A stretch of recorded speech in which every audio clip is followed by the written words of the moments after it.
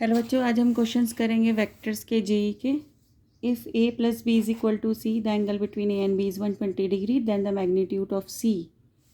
तो हमने निकाला must be equal to A minus B, must be less than A minus B, must be greater than A minus B और may be equal to A minus B. सबसे पहले तो जिसके बीच का angle निकालना है उनको एक साइड कर लो और फिर स्क्वायरिंग कर दो।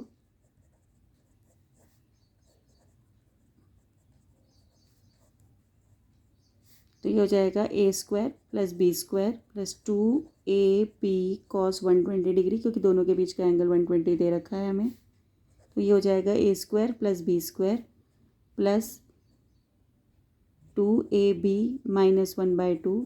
तो ये A square plus B square minus A B is equal to C square. C किसके इक्वल हो जाएगा? Under root A square plus B square minus A B के। और अगर मैं, उसने बोला है ए माइनस बी लेती हूँ, ठीक है, तो ए माइनस बी लेते हैं तो ये हो जाएगा A minus B dot A minus B is equal to C square. A square plus B square minus 2ab cos 120 degree is equal to C square. तो ये हो जाएगा A square plus B square plus A B is equal to C square. अब ये बड़ा है और ये क्या है? छोटा है। तो ये छोटा हो गया और ये क्या हो गया? बड़ा हो गया। तो it is always less than A minus B. तो ये हमेशा लेस देन होगा ए माइनस बी से। तो ये हो जाएगा must be less than A minus B का मैग्नीट्यूड। तो ये हो गया हमारा 3 forces acting simultaneously on a particle moving with velocity v। तो किस तरह से लगी है? Tail to head and tail to head. तो represented by magnitude and direction by the 3 sides of the triangle ABC, the particle will now move with. देखो ये तीनों वेक्टर्स जो हैं एक के बाद एक हैं, तो फोर्स जो है, फोर्स का रिजल्टेंट किसके बराबर होगा? 0 के बराबर होगा। ठीक है, जब एक के बाद एक तीनों वेक्टर्स लगे होते हैं, क्लोज हो जाता है ट्राइंगल, तो मास इंटू एक्सेलरेशन भी 0 होगी, एक्सेलरेशन भी 0 होगी, तो dv/dt भी 0 होगा, तो v क्या होगा? कांस्टेंट होगा। तो इसका मतलब इसकी वेलोसिटी चेंज नहीं होगी। तो इसका आंसर भी यही रहेगा, v remaining unchanged. The minimum number of forces at of equal magnitude in the plane that can keep a particle in equilibrium. तो दो फोर्सेस हैं, तो वो इक्वल और अपोजिट लगेंगी किसी पार्टिकल पे, F1 और F2, तो बराबर होंगी और पार्टिकल जो है वो किस में रहेगा? इक्विलिब्रियम में, क्योंकि इस केस में नेट फोर्स किसके इक्वल हो जाएगी? 0 के। तो 2 होंगे ऐसे वेक्टर्स। तो इसका आंसर रहेगा 2। Minimum number of forces equal in magnitude in a plane that can keep a particle in equilibrium. तो 2 पार्टिकल उसे इक्विलिब्रियम में रख सकते हैं। Similarly minimum number of unequal forces in a plane that keep a particle in equilibrium, तो वो 3 होते हैं, हमने इस केस में देखा है। तो minimum number of non coplanar forces that can keep the particle in equilibrium, तो नॉन कोप्लेनर वाले 4 होते हैं।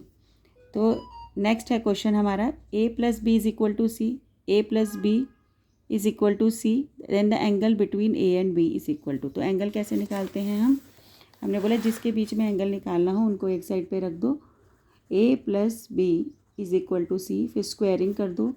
ए plus B dot A plus B is equal to C square. अब वही इसको उसी तरह से खोलना है जैसे हमने पहले खोला था। A square plus B square plus 2ab cos theta is equal to C square. अब तो ये हो गया हमारा। अब क्या है, हमें a plus B is equal to C भी दे रखा है, मतलब ये तो वेक्टर दे रखा था तो हमने इसको ऐसे स्क्वायर कर लिया।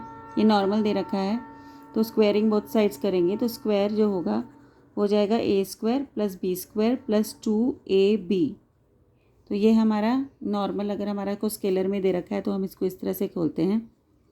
तो A plus B, A square plus B square जो होगा फिर सी स्क्वायर माइनस 2ab होगा। तो A square plus B square की जगह हम क्या लिख लेंगे?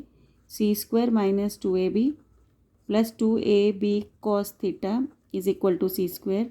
सी स्क्वायर से सी स्क्वायर गया, कॉस थीटा किसके इक्वल निकल आया? 1 के इक्वल निकल आया। कॉस थीटा 1 कब होता है? कॉस थीटा 1 होता है आपका 0 पे। तो 0 आपका क्या आ जाएगा? आंसर आ जाएगा। अब आपका नेक्स्ट क्वेश्चन है, अगर आपको ए वेक्टर दे रखा है, बी वेक्टर दे रखा है, तो आपको direction of A plus B निकालनी है।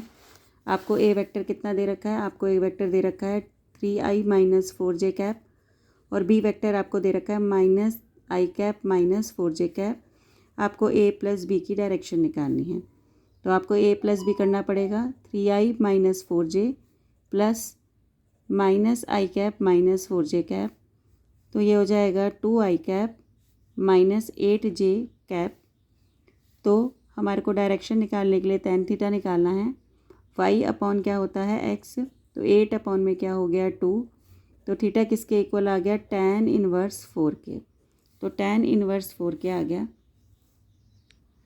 तो देखिए इसमें जो i है वो पॉजिटिव है, तो i पॉजिटिव इस साइड होगा, और j जो है नेगेटिव है तो y नेगेटिव इस साइड होगा, तो हमारा रिजल्टेंट जो है वो इस डायरेक्शन में आएगा। अब दोबारा देखिए इसको हमने कैसे ड्रॉ किया है। इसमें जो रिजल्टेंट है 2i कैप है, मतलब कि x एक्सिस जो है वो पॉजिटिव है, तो ये वाला पॉजिटिव गया, और y एक्सिस नेगेटिव, तो ये तो इस क्वाड्रेंट में हमारा रिजल्टेंट आएगा, ये रहा। इसे कहते हैं 2i cap minus 8j cap. तो ये हमारा क्या बनेगा, इस डायरेक्शन में बनेगा। तो हम देखते हैं, तो ये बना है हमारा, देखिए किस तरह से दे रखा है। tan इनवर्स 4 तो सबके अंदर दे रखा है, लेकिन with positive x axis in a clockwise direction, negative x axis, देखो नेगेटिव x एक्सिस तो है ही नहीं, तो हम ये वाले तो दोनों डिस्कार्ड कर देंगे। अब उसने बोला है positive x axis in a clockwise direction और इन अ एंटी क्लॉकवाइज डायरेक्शन। तो ये एंटी क्लॉकवाइज या क्लॉकवाइज रह गया, तो ये हम कैसे चल रहे हैं इसको निकालने के लिए, क्लॉकवाइज चल रहे हैं, तो आंसर होगा tan inverse 4 with positive x axis in a clockwise direction।